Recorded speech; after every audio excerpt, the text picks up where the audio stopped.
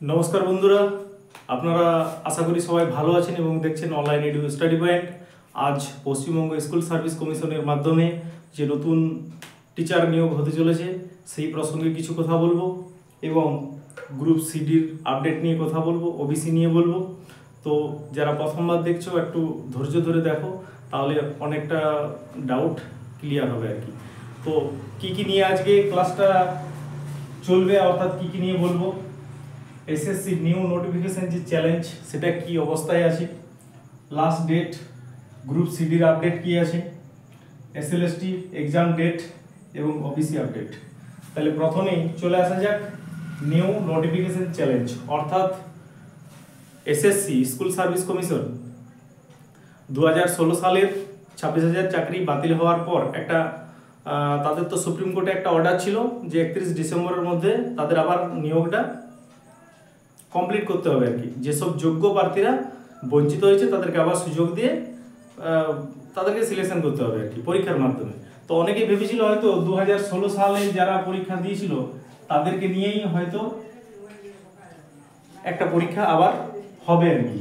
কিন্তু গভর্নমেন্ট কি করলো, দীর্ঘদিন ধরে নতুন রিক্রুটমেন্টও হয়নি, তো অনেক যারা নতুন বিএড করে বসে আছে তারা অনেকদিন অপেক্ষা করছে যে পরীক্ষা কখন হবে। তো সেই সমস্ত কিছু সবার কথা ভেবে 2016 প্লাস নিউ ক্যান্ডিডেট যারা আছে সবার কথা ভেবে একটা নতুন ভ্যাকেন্সি অ্যাড করে যে নোটিফিকেশনটা 30 তারিখে জারি করেছিল যে গেজেট, সেই গেজেট অনুযায়ী পরীক্ষায় নেওয়ার কথা ছিল। তাতে নতুন পুরনো সবাই একসাথেই বসবে। তো সেই নতুন যে নোটিফিকেশন, সেই নোটিফিকেশন এর অসুবিধাটা কোথায়, কেন সেটা বারবার কোর্টে চ্যালেঞ্জ হচ্ছে এবং এখন বর্তমানে কি আপডেট আছে সবই বলছি, একটু ধৈর্য নিয়ে দেখো। যদি প্রথমবার দেখছো তো প্লিজ চ্যানেলটা ভালো লাগলে লাইক করো, সাবস্ক্রাইব করে রাখো যদি ইনফরমেটিভ মনে হয় তো। তাহলে এখানে সব যে এই যে নোটিফিকেশন চ্যালেঞ্জ, এত দূর পর্যন্ত তো সবাই ছিল যে নতুন এবং পুরনোরা সবাই পরীক্ষা দেবে, একটা ভালো একটা হিউজ ভ্যাকেন্সিও দিয়েছিল আর কি, ঠিক আছে, সব খুশির খবর ছিল। কিন্তু অসুবিধাটা কোথায়, নোটিফিকেশনটা চ্যালেঞ্জ কি করে হলো, যেখানে বলেছে 60 নম্বরের রিটিন হবে, লিখিত পরীক্ষা 60 নম্বর, ইন্টারভিউ 10, ডেমনস্ট্রেশন 10, একাডেমিক 10 এবং এক্সপেরিয়েন্স যে নাম্বারটা সেটাই 10। এই জায়গাটা নিয়ে প্রবলেম সৃষ্টি হয়েছে। এই এক্সপেরিয়েন্সে যে 10 নাম্বার দেওয়া আছে সেটা নিয়ে প্রবলেম শুরু হয়েছে। এটা কারা চ্যালেঞ্জ করলো, 2016 সালে যারা ওয়েটিং এ ছিল, যেসব পরীক্ষার্থীরা পরীক্ষা দিয়ে ওয়েটিং এ ছিল, হয়তো যদি নিয়োগটা দুর্নীতি না হতো তাহলে তারা হয়তো চাকরিটা পেয়ে যেত আর কি। এক তো হিউজ সংখ্যার কারাপশন হয়েছে এবং সেটা প্রমাণিত হয়েছে কোর্টে। তো সেই কারাপশনটা না হলে, সেই দুর্নীতিটা না হলে যারা ওয়েটিং এ ছিল তারা চাকরি পেত।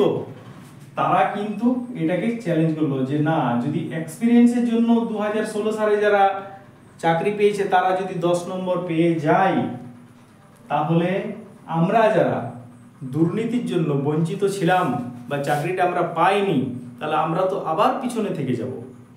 তারাই তো চাকরিটা পাবে যারা চাকরিটা পেয়েছে।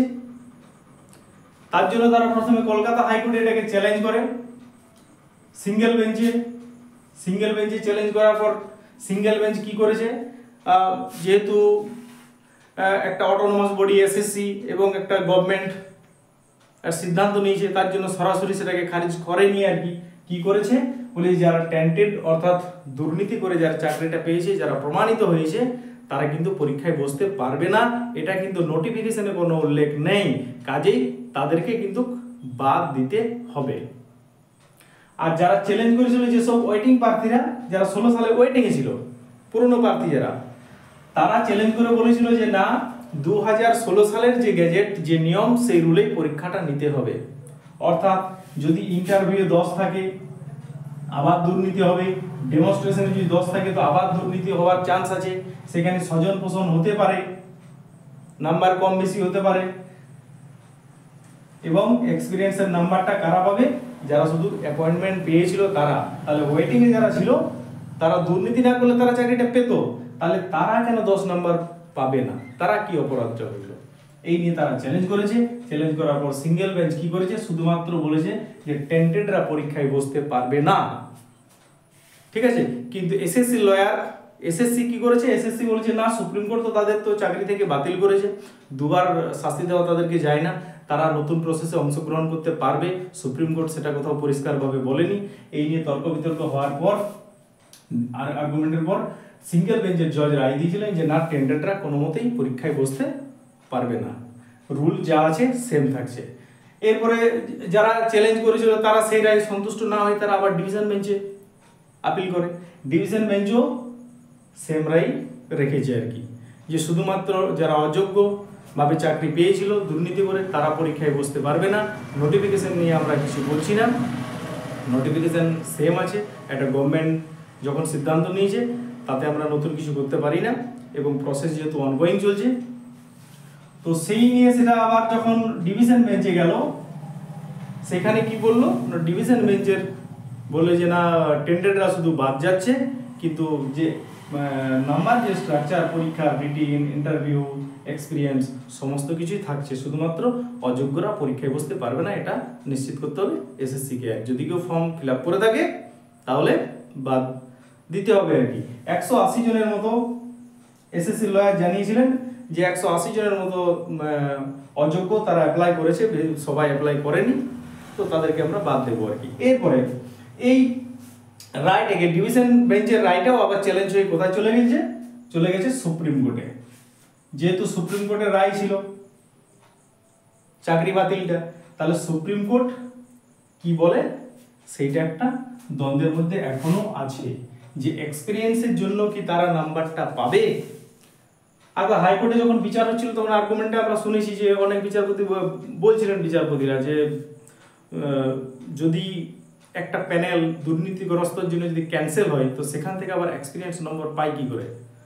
তো সেই জন্য আমি যারা চাকরিহারা তাদের প্রতি শ্রদ্ধা রেখেই বলছি, যোগ্যরা চাকরি পাক, আমার অনেক বন্ধু বান্ধব আছে আর কি সেখানে, তো আমি যারা বঞ্চিত তাদের কথাটা ভেবে নিয়ে বলছি আর কি।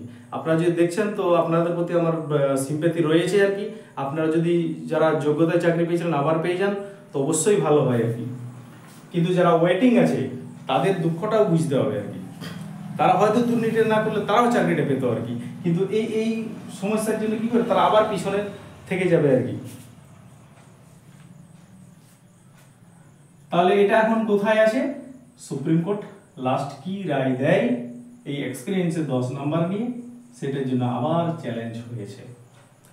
আর কোনটা চ্যালেঞ্জ হয়েছে, যে ইন্টারভিউয়ের 10 নম্বর, ডেমনস্ট্রেশনের 10, অর্থাৎ 20 নম্বর যেটা আছে সেখানে দুর্নীতি হতে পারে সেই আশঙ্কায়। এরপর সুপ্রিম কোর্ট কি রায় দেয় এটা নিয়ে নতুন নোটিফিকেশনের চ্যালেঞ্জটা এই অবস্থায় আছে আর কি। নেক্সট লাস্ট ডেট, তো আমরা জানি যে এসএসসি ফর্ম ফিল আপের 14 তারিখে লাস্ট ডেট ছিল, কিন্তু মাঝে সার্ভার ডাউন হওয়ার জন্য 2-3 দিন কাজ হয়নি, নানা রকম প্রবলেম, টেকনিক্যাল প্রবলেম ছিল, যার জন্য 1 সপ্তাহ সেটাকে বাড়ানো হয়েছে, এবং লাস্ট ডেট কত তারিখ হয়েছে, 21/7/2025 তারিখে হয়েছে। যদি এখনো কেউ ফর্ম ফিল আপ না করে থাকেন খুব দ্রুততার সঙ্গে করে নিন, ঠিক আছে। পরে আর ডেট বাড়বে কি বাড়বে না সেটা এখন বলা যাচ্ছে না আর কি।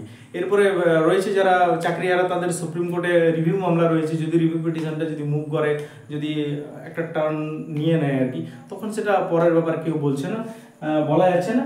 কিন্তু আপাতত আমি রিকোয়েস্ট করবো যে যারা এখনো বাকি আছেন অন্তত ফর্ম ফিল আপটা করে রাখুন। বাই চান্সের ব্যাপার রিভিউতে যদি তেমন কিছু ফল না হলো আর কি, তখন কিন্তু পরীক্ষাটায় আপনাদেরকে বসতে হবে আর কি, কিছু করার নেই।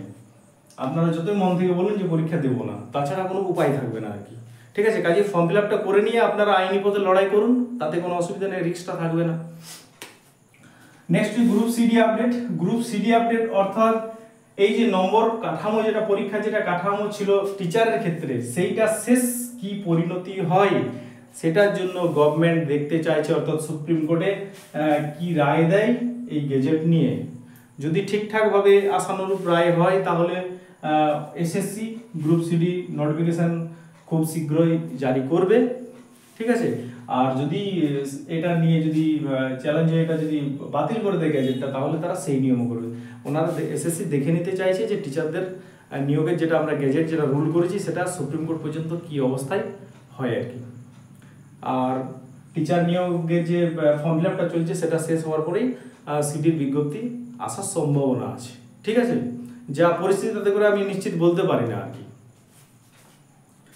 এরপর এসএলএসটি এক্সাম সবাই ভেবেছিল যদি 9, 10 এবং 11, 12 একই দিনে যদি এক্সাম করে দেয় তাহলে অসুবিধা হবে। তো সেটা যা শোনা যাচ্ছে খবর, তাতে করে একদিনে পরীক্ষা হচ্ছে না, পরীক্ষা হয়তো এক সপ্তাহ পর হবে আর কি। কাজে দুদিনে পরীক্ষা হচ্ছে, ফার্স্ট উইক আর সেকেন্ড উইক হওয়ার চান্স আছে সেপ্টেম্বর মাসে আর কি। ওবিসি আপডেট তো হাইকোর্টের ডিভিশন বেঞ্চে যাওয়ার পর চলে গেছে এটা সুপ্রিম কোর্ট লাস্ট কি রায় দেয় সেটার উপর ফাইনাল ডিপেন্ড করবে। না হয় রাজ্য সরকার ওই পুরনো নিয়মে রাজ্য সরকারকে নিয়োগ করতে হবে, পুরনো যারা ওবিসি লিস্টে যতজন ছিল।